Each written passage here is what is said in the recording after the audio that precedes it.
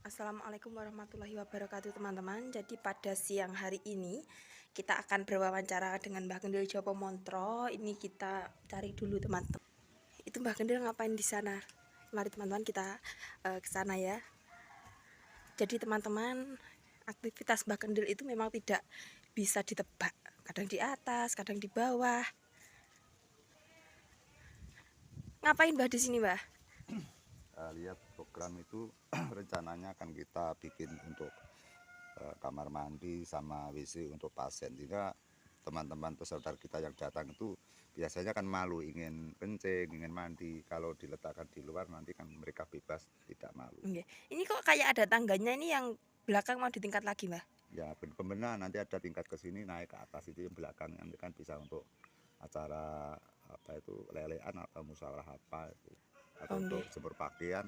Yang di belakang ini kan masih ada apa itu bangunan. Mbah, saya mau berwawancara, boleh Mbah? Ya. Tapi kita cari tempat yang lebih nyaman non Mbah ya. Ya.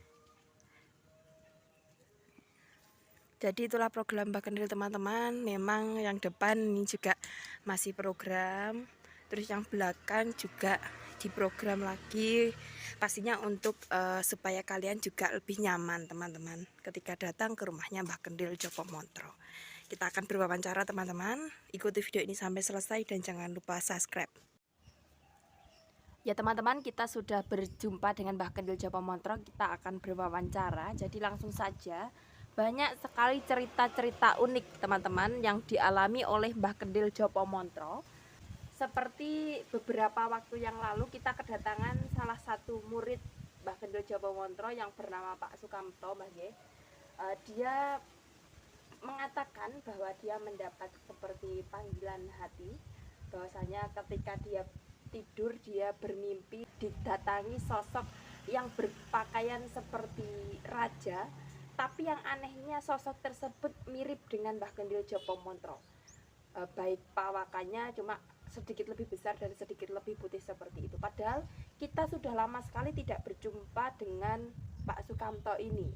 Kemudian beberapa tahun yang lalu ada hal unik ketika Mbah Kendil membangun rumah, yaitu pada waktu Mbah Kendil belum memiliki rumah, Pak Sukamto juga dia mendapatkan WC. Bahkan itu bukan bermimpi Mbah, itu benar-benar didatangi seperti itu. Dia mengatakan bahwa jenengan Pak Bintoro itu diberikan suatu amanah untuk datang ke makamnya Prabu Dandang Gendis. Padahal waktu itu Mbah Kendil kan nggak tahu tempatnya di mana, Mbah. Ya. Kesaksian Pak Sukamto, dia kemudian langsung datang ke sini. Dia mengatakan kepada Mbah Kendil dan sontak Mbah Kendil dan Pak Kamto ini mencari makamnya itu sampai seharian penuh hingga bertemu. Dan yang menjadi aneh, setelah Mbah Kendil datang ke makamnya Prabu Dandang Gendis, Mbah Kendil pun jarak 2 minggu langsung bisa membeli tanah, bisa membeli rumah, Mbah. Hingga pada waktunya Mbah Kendil kemudian semakin sukses dalam hal ekonominya lancar sehingga bisa membangun rumah ini. Itu kan juga cerita yang cukup aneh. Apalagi sosok Mbah Kendil ini selalu mengatakan bahwa panjenengan itu tidak bekerja bagi, tapi bisa membesarkan anak, bisa membangun rumah. Setiap orang itu ditakdirkan sendiri-sendiri. Ada yang ditakdirkan mereka mendapatkan rezeki dengan bekerja keras. Ada ditakdirkan mereka mendapatkan harta dengan budidaya atau seni budaya, atau orang-orang yang hidup di kalangan seniman atau budayawan. Ada juga yang diciptakan orang-orang bisa meraih penghasilan atau rezeki lewatnya dengan produk atau menciptakan barang. Ada lagi orang yang ditakdirkan bisa mendapatkan rezeki karena mereka menjadi mediator atau belante. Ada lagi yang diciptakan orang, kadang-kadang kita lucu bahwa di dunia ini Tuhan menciptakan beraneka ragam kegiatan atau beraneka ragam kemampuan. Bahkan kita tahu bahwa kehidupan manusia itu dan disandiwarakan atau diperjalankan atau dihidupi atau hidup dan nasibnya orang itu dituntun oleh Tuhan dan dihidupi oleh Allah. Orang yang bekerja di alam semesta ini ada yang bekerja secara baik baik dan tidak baik ternyata tetap diberi rezeki oleh Tuhan Yang Maha Esa atau Allah Subhanahu wa taala, yang mana kita buktikan bahwa orang yang berbuat jahat saja, misalkan mencuri saja juga diberi rezeki.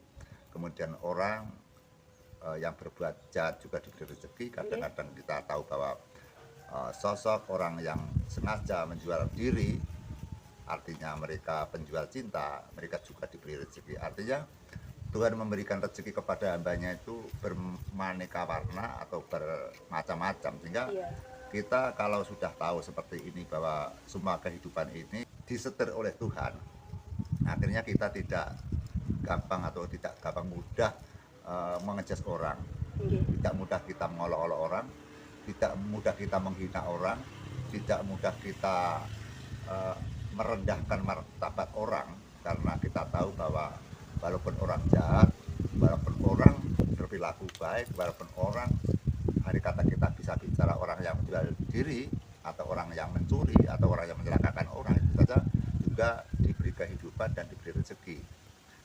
Sehingga kita semakin lama kita memahami dan kita mengerti bahwa ternyata ciptaan Tuhan yang bersifat kemanusiaan atau makhluk yang sejenis manusia, mereka bisa berjalan, bisa hidup, bisa senang, bisa susah, itu karena memang dibikin oleh Tuhan. Sehingga kalau ada orang jahat, kalau ada orang hina, kalau ada orang yang bertingkah buruk, maka kita tidak boleh menghina karena memang dibuat seperti itu. Sehingga kita kalau sudah ngancik ke alam tataran kauruh tinggi, kita tidak mudah untuk menjatuhkan orang atau kita tidak mudah untuk mengolok-olok orang, karena adanya beraneka ragam di dunia ini memang dibuat oleh Tuhan Yang Maha Esa. Karena namanya jagat itu harus seperti itu. Kalau di dunia ini atau di jagat raya ini semua orang berjalan kebaikan, maka justru alam itu tidak indah. Adanya indah karena ada orang sengsara, ada mulia, ada miskin, ada kaya, ada susah, ada gembira, ada baik dan ada buruk. Itu menjadi dunia, menjadi indah. Dengan hal tersebut kadang-kadang manusia itu tidak paham dengan hal itu.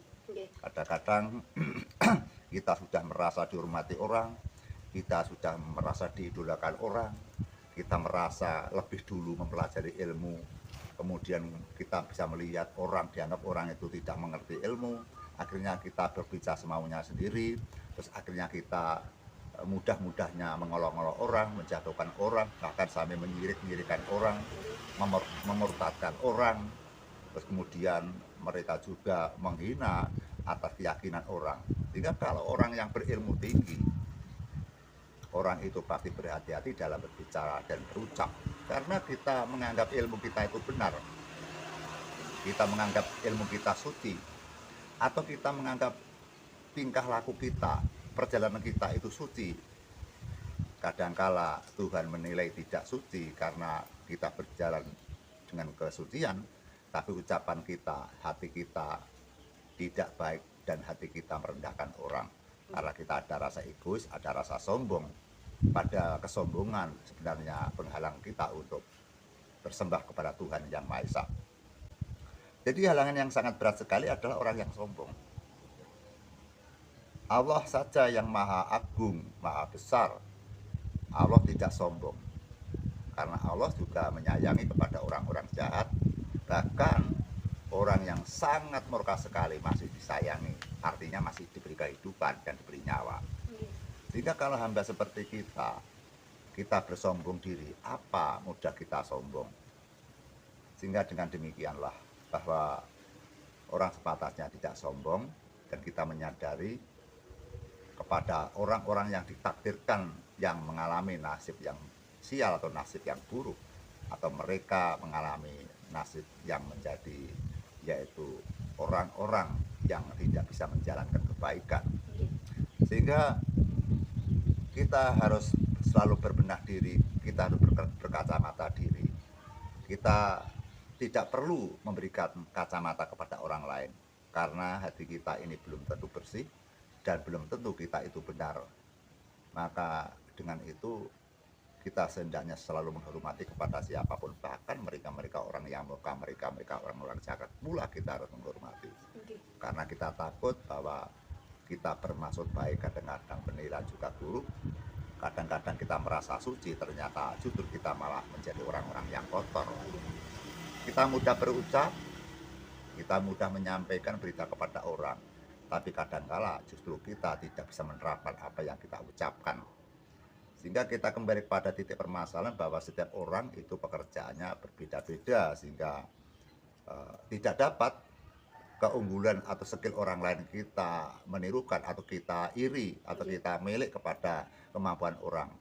Misalkan ada orang sukses di bidang produksi, kita menirukan, belum tentu kita juga bisa menirukan. Iya. Karena Tuhan sudah menurunkan, Tuhan sudah menciptakan bentuk orang yang berkreasi, yang memiliki kemampuan sendiri-sendiri dan memiliki rezeki sendiri-sendiri. Sehingga ada kala orang yang bisa kaya karena bekerja, tapi juga ada orang yang kaya mereka tidak bekerja. Sehingga kita sulit untuk mempelajari tentang kelebihan-kelebihan manusia yang diberikan kepada Tuhan, kepada hambanya. Kadang-kadang kita tahu ada orang bekerja keras, tapi mereka hidupnya sengsara. Ada lagi orang yang tidak terlalu ngoyo, artinya mereka hanya santai-santai saja, mereka justru malah menjadi orang kaya. Sehingga kita sulit untuk mempelajari tentang rezeki yang diberikan oleh Tuhan, karena Allah sendiri memiliki maha pengasih dan maha penyayang. Allah akan berkuasa, Allah akan bebas menentukan apapun.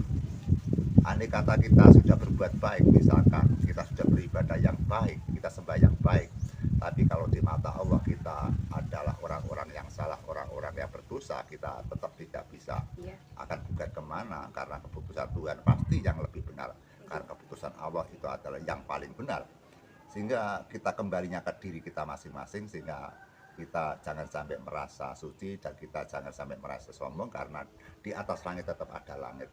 Sebaik-baiknya kita tetap membutuhkan tetangga kita, sebaik-baik kita tetap membutuhkan manusia. Sehingga tidak pantaslah apabila kita menghina orang, menghina keyakinan orang, merendahkan ekonomi orang, merendahkan jabatan orang. Maka kalau kita ingat bahwa kita itu hanya manusia biasa yang lemah, seperkasa apapun, apabila Tuhan mencabut dengan kemampuan kita, maka hanya sedetik pun sudah hilang apa yang kita miliki. Kita kembali kenapa saya pun tergolong orang yang tidak bekerja keras, ternyata juga memiliki gubuk, walaupun sebagaimanapun bisa untuk mengayomi kepada anak-anak kami, karena memang kami percaya bahwa Tuhan Maha Adil. Apabila kita mendekati kepada Tuhan, tentu rezeki pasti diluncurkan oleh Tuhan Yang Maha Esa atau Allah Subhanahu wa Ta'ala. Perlunya kita yakin, semuanya harus diyakini total 100% bahwa kehidupan kita itu dijamin oleh Tuhan, diberi kehidupan, diberi rezeki, diberi kebahagiaan dari Allah Subhanahu wa Ta'ala. Ya, padahal kan pada waktu itu Mbah Gendil kan juga tidak menyangka Mbah bahwa hadirnya setelah Mbah Gendil ke makamnya Prabu Danda Gendis, kemudian tiba-tiba jarak 2 minggu Mbah Gendil bisa membeli rumah, itu kan juga tidak kenyana-nyana Bang. Ya, yang namanya apa itu kepercayaan itu sulit kita samaratakan. Kalau kita pada era dulu memang Pak Kamto mengikuti saya dan ikut saya. Artinya Pak Kamto hanya sebatas murid saya atau andalan saya. Tapi kenapa saya terlalu percaya kepada Pak Kamto? Saya percaya karena saya melihat dengan budi pekertinya dan tingkah pakartinya. Pak Kamto itu orang yang tidak mau menipu, bicaranya selalu dia berhati-hati, dan tidak pernah mereka berbuat jahat, dan mereka orang-orang penghamba Tuhan, dan mereka jarang-jarang mereka menerima kebahagiaan. Mereka hari-harinya hanya berpuasa dan bertapa. Artinya mereka tidak sama dengan orang lain. Sehingga pada saat Pak Kamto berada di rumah saya pada tahun sekitar 2006 kalau tidak salah, saya masih berkontrak dari kontrak dari satu ke lain, dari kontrak yang satu ke kontrak yang lain, sehingga pada saat saya tidur jam 8 malam, masih sore, saya didodok oleh Pak Kamto pintu kamar saya supaya bisa keluar. Kemudian Pak Kamto bilang bahwa Pak Kamto baru didatangi sosok secara langsung. Mereka mengaku Prabu Danda Gendis supaya saya untuk mencari makamnya dan supaya saya hadir di dalam tempat petilasan tersebut. Pada saat saya diperintah Pak Kamto, saya ada hal atau perasaan saya percaya dan tidak percaya, karena tidak mungkin yang namanya orang yang sudah mati mereka bisa menemui manusia. tapi kami hanya menuruti apa yang diucapkan Pak Kamto. Ternyata setelah kami mencari keberadaan petilasan Prabu Dandang Gendis, ternyata setelah di situ kita juga mendoakan mereka, dan kita setelah pulang dari petilasan itu mendapatkan rezeki dan bisa beli rumah hingga membangun rumah. Sehingga kita bisa menyimpulkan bahwa Pak Kamto merupakan orang yang dapat kita percaya. Terus kemudian apa yang diucapkan Pak Kamto juga terbukti, ternyata kita juga bisa menggapai apa yang kami minta. Kami minta agar kita punya rumah yang agar kita tidak kontrak-kontrak selalu. Setelah kita punya rumah, kemudian sekitar 2 minggu yang lalu Pak Kamto berpisah dengan kami. Pak Kamto berada di Bojonegoro, mereka menunggu klinik. Kemudian tiba-tiba datang, dia bilang pada saya bahwa Pak Sukamto mendapatkan impian yang aneh. Mereka bertemu dengan sosok yang mengaku mereka adalah Prabu Anggling-Darma. Seketika Pak Kamto memberikan amanah kepada saya, seketika dia menceritakan tentang impiannya, saya pun juga sontak tidak percaya, karena nggak mungkin dari yaitu Prabu Anggling-Darma kemudian dia misalkan memberikan impian kepada rakyat jelata. Karena namanya orang besar, namanya orang prawiro, namanya orang priyayi, namanya mereka memiliki keturunan yang ningrat, mereka menemui kepada hamba-hamba yang lemah, hamba-hamba yang rendah seperti saya tidak percaya. Atau mungkin ada jin yang menyerupai Prabu Anggling-Darma, terus kemudian memerintahkan Pak Kamto agar saya mencari tempat petilasannya atau kerajaannya. Namun dengan demikian, karena Pak Kamto juga pernah saya buktikan dan berhasil, maka kami pun juga kapan-kapan ingin mencari petilasan Prabu Anggling-Darma. Pada tempo dulu juga demikian, Pak Kamto mencari makam Prabu Dandang Gendis kesulitan sekali karena kita tidak tahu tempatnya. Akhirnya Pak Sukamto dengan saya menemukan ke sebuah tempat, kalau masyarakat menganggap itu bukan makam Prabu Dandang Gendis, tapi dari sasmito jati saya, dari penerawangan saya, tempat itu adalah makam Prabu Dandang Gendis yang berada di daerah Watu Dandang. Itu termasuk wilayah Kediri bagian barat mungkin Mbak, kalau enggak bagian Nganjuk. Akhirnya kita menemukan dan terbukti bahwa setelah dari situ juga ada keberhasilan, dan ini Pak Sukamto memberikan wacana agar kita mengunjungi petilasan Prabu Anggling-Darma. Ya kita nanti buktikan saja apa yang dibicarakan Pak Kamto nanti benar-benar terbukti atau tidak. Kalau biasanya ya setelah pengunjungan itu pasti ada hal-hal yang menguntungkan. Gitu. Sekalian nanti kita keluar dari rumah, kan kita sudah bertahun-tahun kesibukannya atau kita sibuk mengatasi masalah, mengatasi pekerjaan kita, sehingga kita membuang waktunya sekitar 2 hari atau 1 minggu kita yaitu menikmati alam semesta sambil kita mencari tempat-tempat yang punya nilai yang luhur, artinya tempat-tempat yang punya rendemen yang baik, baik itu petilasan atau tempat-tempat wisata seperti puncak gunung dan sebagainya. Memang di dalam pelajaran dari guru saya memang diajarkan bahwa bumi itu punya daya magnet, bumi punya kekuatan dan energi, maka manusia apabila sungguh-sungguh dan punya teorinya bisa mengangkat rendemen tanah atau bisa mengangkat yoni yang ada di dalam perut bumi, dan energi yang ada di perut bumi bisa kita angkat dan bisa kita masukkan kepada jiwa kita jasmani dan rohani yang akhirnya akan menjadi kewibawaan kita. Kita kalau berwibawa otomatis rezeki juga mengintai dari belakang, sehingga apabila orang itu punya kewibawaan maka orang itu akan disertai dengan ekonomi yang baik. Kemudian Pak, ini kan programnya Mbah Gendil ingin mendatangi petilasan Prabu Anggling-Darma. Itu kalau misalkan dari teman-teman yang mau join, mau ikut, itu boleh nggak Mbah? Kemarin sudah ada 2 orang teman yang berasal dari teman-teman apa itu dunia maya. Mereka juga ingin mengikuti kami ingin belajar bagaimana caranya untuk mengangkat randemen bumi agar dipakai untuk kewibawaan kita. Kami juga bisa membawa, atau kami nggak apa-apa diikuti. Kami bisa pakai kendaraan, yang penting jangan sampai banyak-banyak, nanti ya kalau paling banyak 10 lah. 10 peserta atau 10 orang, nanti kita sama-sama tirakatan. Artinya kita membuang waktu 2 hari 2 malam minimal, syukur bagi bisa sampai 7 hari 7 malam, hingga di situ nanti kita akan berusaha untuk mengangkat energi bumi. Memang tanah itu setiap daerah randemennya berbeda, Pak.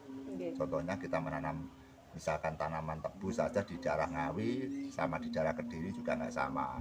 Misalkan di daerah kita, desa Berjoponggo ini, dengan menanam tebu di daerah Wates sana, Gunjang, juga randemennya juga tidak sama, lebih baik di daerah Gunjang. Artinya setiap daerah itu randemen bumi itu juga berbeda. Sehingga seperti hanya gaib tanah itu di daerah kita atau daerah orang lain itu juga berbeda. Sehingga kita nanti akan lebih mengerti bahwa ternyata bumi kita mempunyai daya dan energi yang kuat yang bisa kita pakai. Maka kita, apabila ada teman yang ikut, silakan. Kami juga tidak ada uang pendaftaran dan lain-lain, yang penting kita sama-sama yaitu tirakatan, nanti ya biayanya kita pikir sendiri-sendiri gitu. Saya juga memikir makan sendiri, saya juga memikirkan bensin sendiri, nanti ya teman-teman juga demikian, sehingga kita tidak mau dibebankan pasien, saya pun juga tidak mau membebankan pasien gitu loh. Karena kita pun juga mengerti bahwa belum tentu saudara kita itu punya rezeki gitu loh. Jadi kita tidak mungkin untuk membebankan kepada teman-teman kita. Nah, ini kita sudah mulai masuk sholat zuhur, Mbah, tapi ini saya mau berikan satu pertanyaan lagi, Mbah, ya.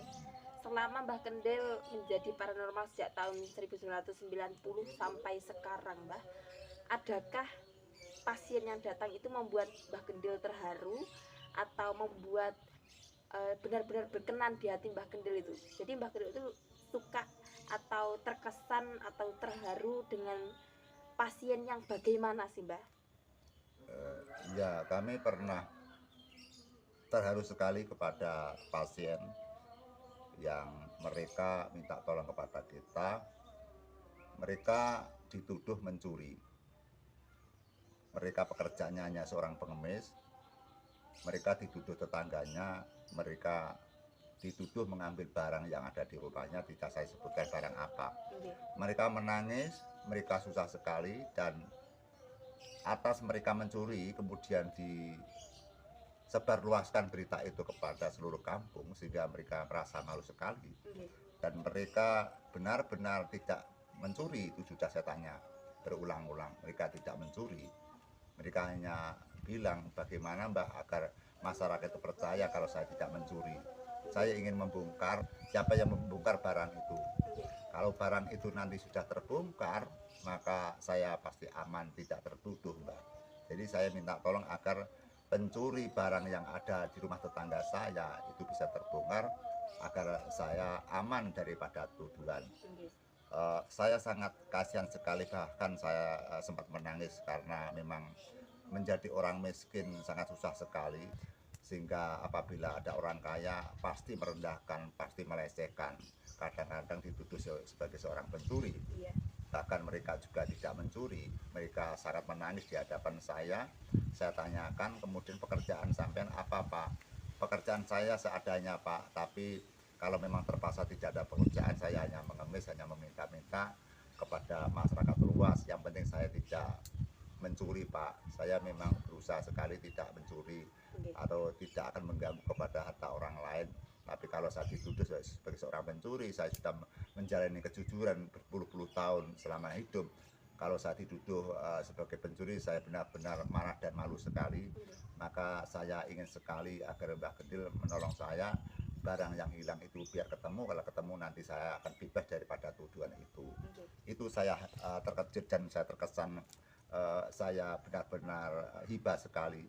Saya membayangkan betapa apabila saya menjadi seorang pengemis, kemudian saya dituduh mencuri, dan orang tersebut benar-benar orang yang tua, orang yang berburuk rupa, orang yang tidak punya kualitas, sebagai orang andal, orang asoran, kemudian ada orang kaya yang merendahkan dia sebagai pencuri, sehingga di kalangan saudaranya, anak cucunya mereka malu sekali, sehingga hari ini keluarganya, anak cucunya malu sekali bahwa orang tuanya dituduh mencuri kepada tetangganya.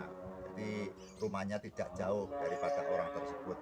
Mereka orang yang kaya raya, terus entah kenapa mereka main ke situ, tiba-tiba ada barang yang hilang dan disebarluaskan, mereka dianggap seorang pencuri. Maka dari itu saya hibah sekali seketika dia pekerjaannya bilang saya hanya seorang pengemis, Mbak, karena kami memang tidak punya apa-apa, tidak punya pekerjaan dan tidak punya sawah dan sebagainya. Saya hanya bisa mengemis atau hanya meminta-minta, atau saya bekerja apa ala kadarnya, seadanya, seperti mancing-mancing atau disuruh orang.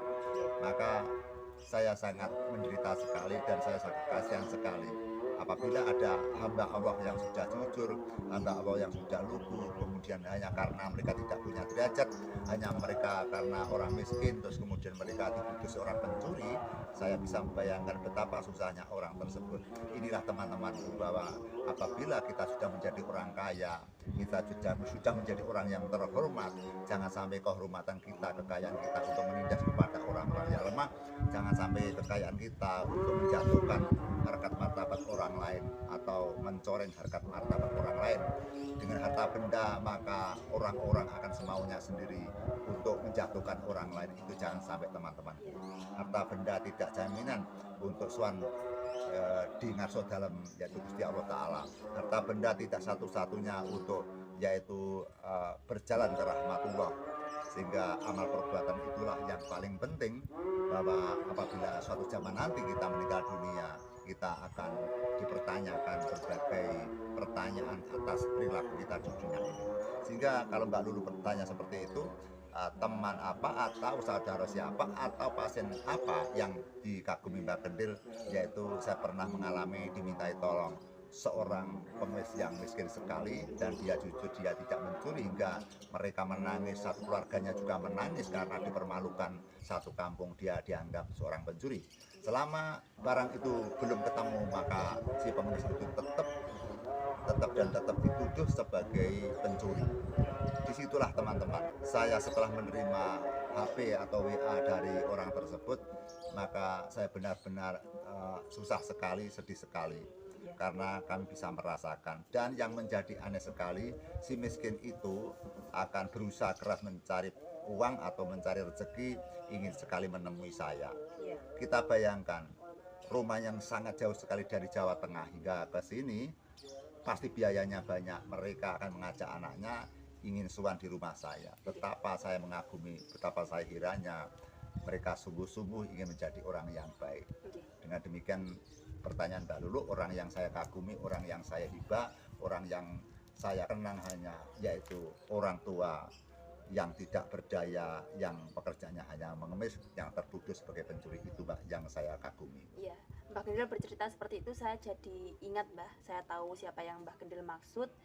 Itu memang sangat memprihatinkan sekali, teman-teman. Ini juga menjadi motivasi bagi kita. Ya, pelajaran kita. Soalnya kan setiap manusia itu pasti punya masalah, Mbak.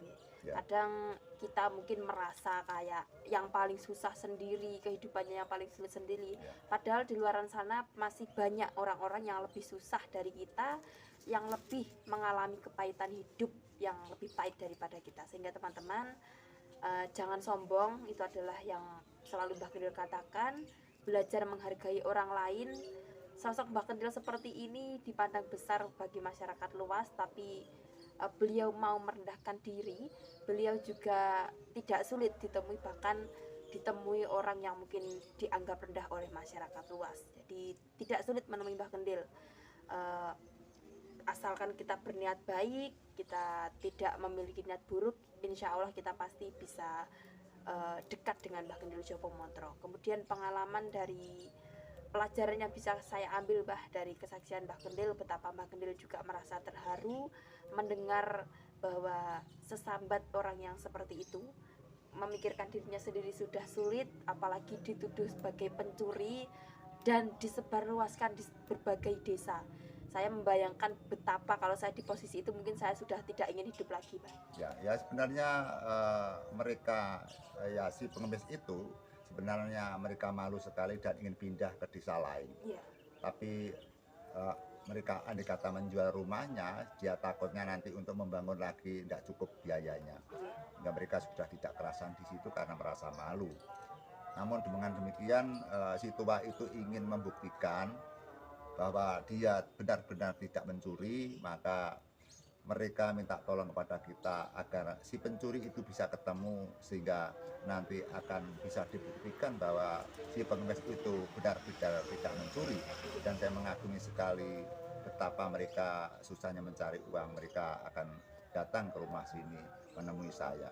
Saya merasa terhormat sekali didatangi bapak yang pekerjaannya mengemis itu. Iya. Sehingga saya pesan kepada saudaraku semua yang ada di tanah air ini, jangan sekali-sekali membaca orang yang menjadi pengemis itu orang hina. Iya. Karena kita ini walaupun orang terhormat misalkan, itu asal mula kita juga barang yang hina. Iya. Sehingga jangan sampai kita itu menghinakan orang. Kita ini berasal dari barang yang hina. Jangan mudah menghina kepada orang. Jangan sampai membeda-bedakan tentang pekerjaan teman-temanku. Karena pekerjaan itu bisa hilang sewaktu-waktu dan harga diri kita bisa hilang sewaktu-waktu dan harta benda kita juga bisa hilang sewaktu-waktu dan kemampuan kita atau kesaktian kita akan mudah untuk hilang apabila Tuhan berkenan. Sehingga pertanyaan Mbak Lulu mengenang pasien saya yang punya masalah besar itu, sehingga pasien apa yang saya kagumi? Ada pasien tua bangka yang dia sudah tidak bisa bekerja, mereka hanya bisanya mengemis atau bisa bekerja apa adanya. Dengan tangisan mereka ingin bebas dari tuduhan, saya satu malam tidak bisa tidur, saya nelongso sekali teman-temanku. Andai kata saya jadi mereka, betapa aku susahnya bersama anak-anakku. Sehingga namanya anak, kalau orang tua dihina, pasti mereka pasti marah. Iya. Semoga Allah memberikan jalan agar si pencuri yang sebenarnya bisa cepat diketemukan, sehingga bapak yang menjadi pengemis itu bebas dari tuduhan seperti itu. Ya teman-teman, ini sudah masuk waktunya sholat. Semoga video ini bermanfaat bagi kita semua. Ada kurang lebihnya kami mohon maaf. Dan bagi kalian yang baru bergabung, jangan lupa subscribe, karena masih banyak lagi pengalaman-pengalaman dari Mbah Kendil Jopo Montro yang akan kita kuak bersama-sama di channel ini. Cukup sekian, itu dari saya. Mungkin Mbah Kendil ada tambahan lain, Mbah? Saya hanya menambahkan bahwa selama kita hidup ini, tolong hargai kepada orang lain dan hormati tentang keyakinan orang lain, hormati derajat pangkat orang lain, jangan membeda-bedakan kasta dan derajat, karena kita hidup ini adalah berasal dari barang atau bentuk yang hina, dan kita jangan sampai menghina kepada orang. Kalau kita berasal dari hina, kenapa kita menghina kepada orang lain? Yang paling penting itu. Sehingga kesusahan orang tidak ada tunggalnya, tidak ada lain apabila kita dituduh orang tidak mencuri, dituduh mencuri. Itu sangat susah sekali. Iya. Kita menghindar dengan tuduhan sangat susah sekali teman-teman. Sehingga kita menuduh orang harus ada tanda bukti yang nyata. Kalau belum ada tanda bukti yang nyata, jangan sampai menuduh orang. Nanti kita akan kualat apa yang kita ucapkan. Hanya itu yang saya sampaikan. Cukup sekian teman-teman yang bisa kami sampaikan pada hari ini. Wassalamualaikum warahmatullahi wabarakatuh. Waalaikumsalam warahmatullahi wabarakatuh. Sampai jumpa lagi. Amin.